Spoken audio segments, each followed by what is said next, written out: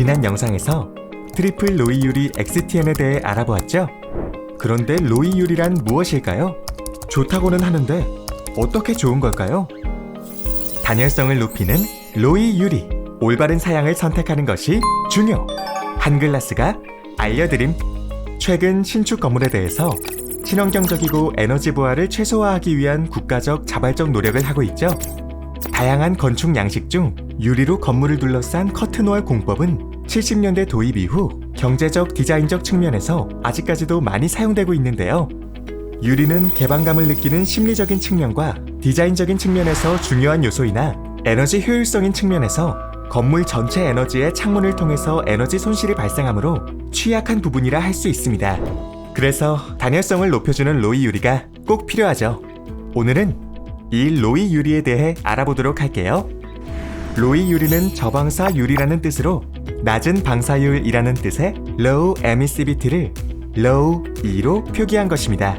로이 유리를 알려면 방사율에 대해 알아야 됩니다. 모든 물체는 에너지를 받으면 반사하거나 투과하거나 흡수하는데 흡수되는 에너지에 비례적으로 적외선 형태의 에너지를 방사합니다. 방사율이 낮다는 것은 그만큼 열 에너지를 흡수하지 않고 반사시켜버리기 때문에 방사율이 낮을수록 단열 성능이 우수하다고 할 수 있죠. 방사율은 0부터 1까지의 숫자로 나타나는데 유리의 방사율은 0.84 정도 됩니다.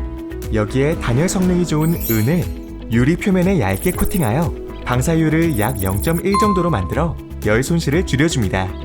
우리나라의 경우 KS 기준 중 KS-L2017 저방사 유리에서도 로이 유리 방사율의 최소 기준을 0.12 이하로 규정하고 있죠.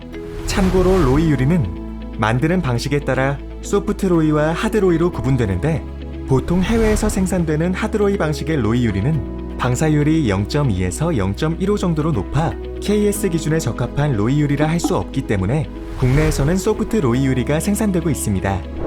방사율이 낮다는 측면에서 볼 때 로이 유리의 주요 목적은 겨울철, 주거용 건물의 실내 난방 에너지를 최대한 보존하는 것으로 태양빛과 태양열은 최대한 실내로 받아들이고 실내의 열원에서 나오는 적외선, 특히 주파수가 긴 원적외선 영역대는 내부로 반사시켜서 에너지를 실내로 가두어 겨울철의 난방 에너지를 아껴줄 수 있습니다. 그런데 주거용 건물에 사용해야 할 유리를 상업용 건물에 그대로 사용하게 된다면 여름철 에어컨을 많이 사용하여 냉방부하가 중요한 상업용 건물에는 오히려 독이 되죠.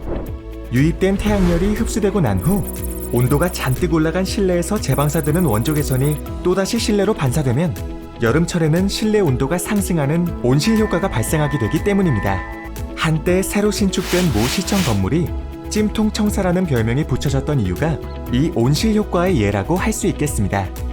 청사 건물을 유리 커튼월로 지었는데 태양열 유입량은 고려하지 않고 단순 방사율과 단열 성능만 고려해서 일반 로이 유리를 적용했기 때문에 이와 같은 상황이 생긴 것입니다. 그렇다면 우리는 어떤 유리를 써야 할까요? 건물의 용도와 형태, 위치가 모두 다 다르기 때문에 그에 맞는 올바른 로이 유리의 사양을 선택을 해야 합니다. 최근에는 기존처럼 실내의 난방열은 실내로 반사시키지만 외부의 태양열은 투과시키지 않고 다시 외부로 반사시켜 사계절 모든 기후에 맞는 성능을 가진 제품이 개발되고 있어요. 로이 유리의 사양을 선택할 때 알아야 할 중요한 성능인 태양열 취득률이 있는데요. 태양열 취득률 관련한 내용은 다음 시간에 알아보겠습니다. 오늘 정보가 유익하셨나요? 다음 이야기가 궁금하시다면 구독과 좋아요를 눌러주세요.